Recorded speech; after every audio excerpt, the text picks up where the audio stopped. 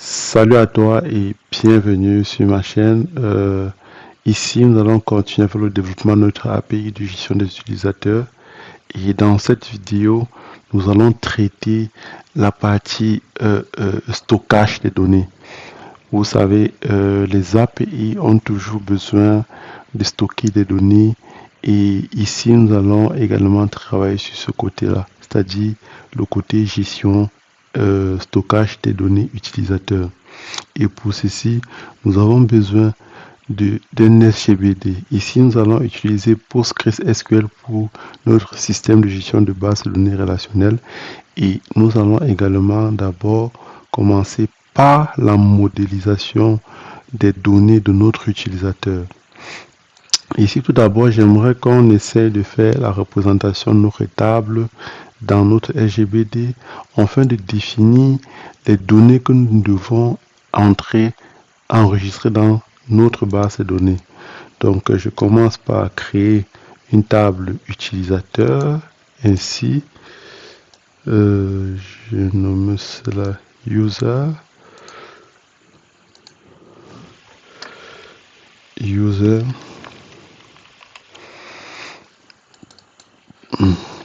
J'agrandis ça.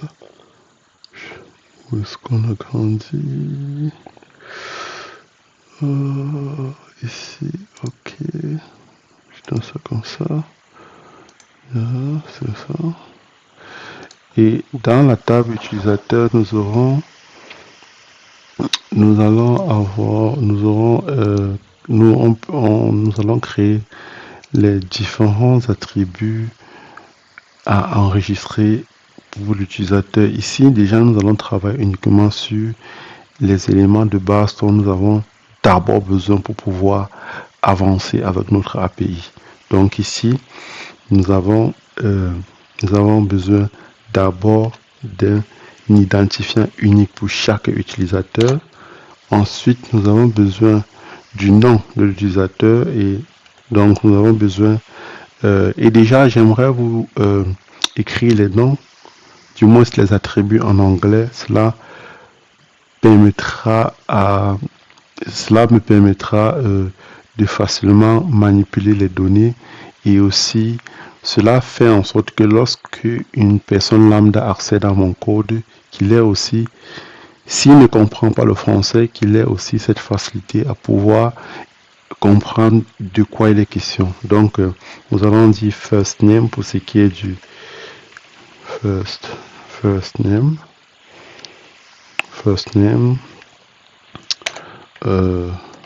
last name pour le prénom. Ensuite, nous prenons l'email. Ensuite, on prend le phone dont l'utilisateur a besoin d'un numéro de téléphone.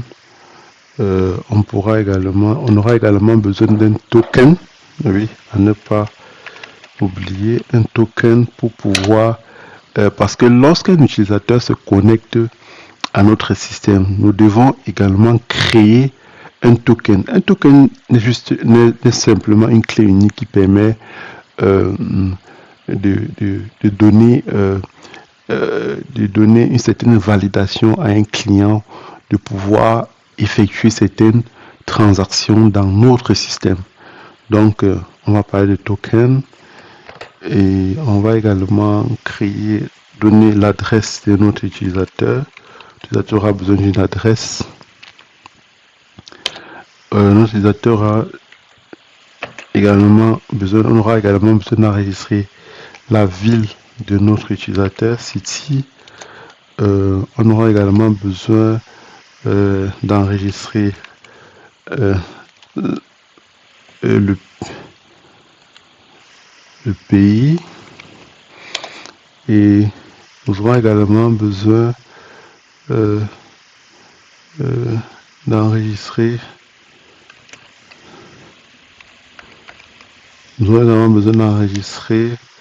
le code postal code.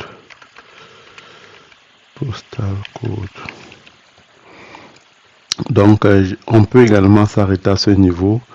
Donc, pour ce qui est de notre utilisateur, nous avons ici fait la modélisation de notre base de données user. Donc, notre utilisateur a besoin d'un ID, d'un first name, d'un last name, d'un email, d'un phone, d'un token, d'une adresse, d'un city, d'un state, country et code postal. D'accord.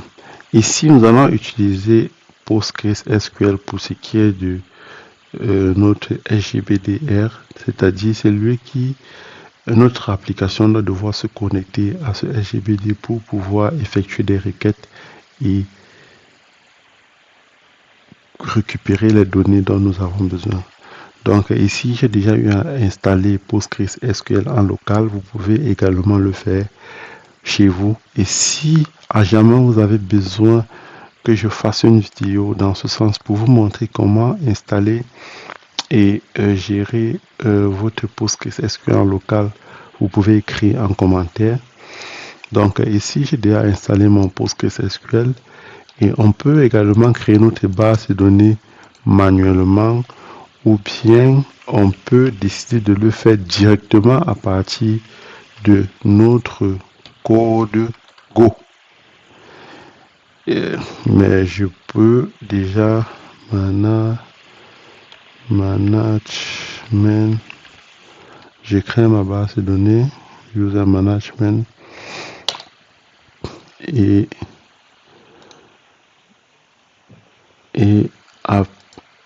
j'ai créé ma base de données user management.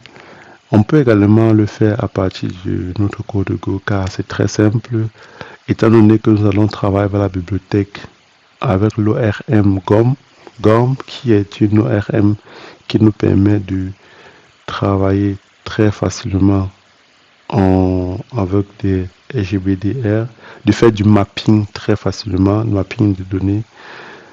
Car GOM est un ORM, comme son nom l'indique, c'est un object relational, mapping object relationnel qui nous permet de faire des mappages.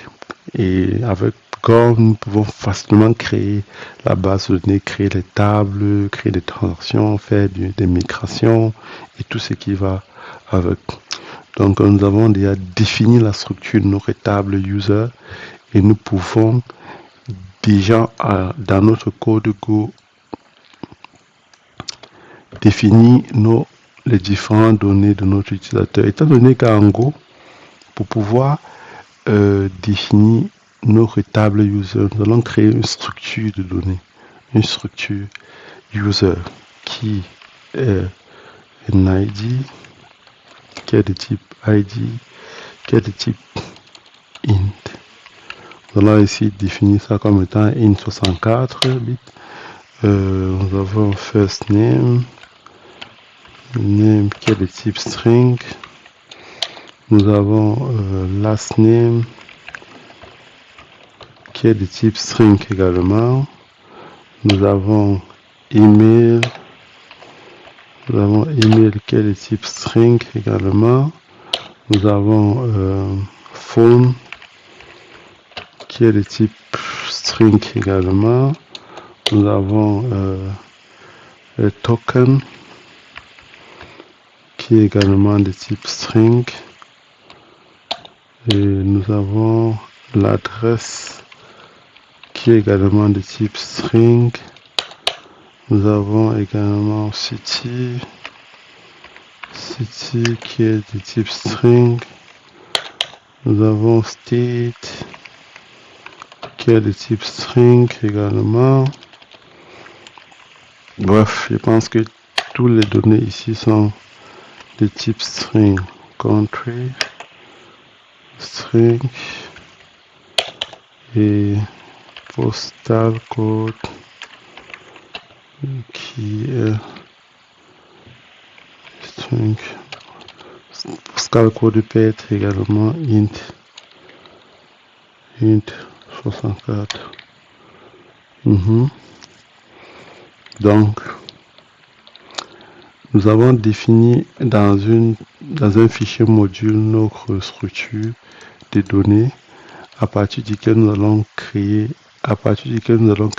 à l'aide de notre ORM, notre table et pouvoir effectuer des requêtes dans notre table, que ce soit des requêtes d'insertion, de suppression, ou de mise à jour des données de notre utilisateur.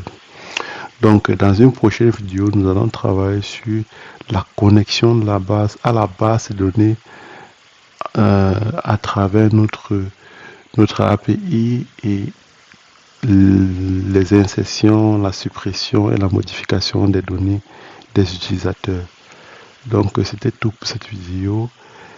Et je profite également pour vous dire que pour ceux-là qui ne sont pas encore abonnés, abonnez-vous.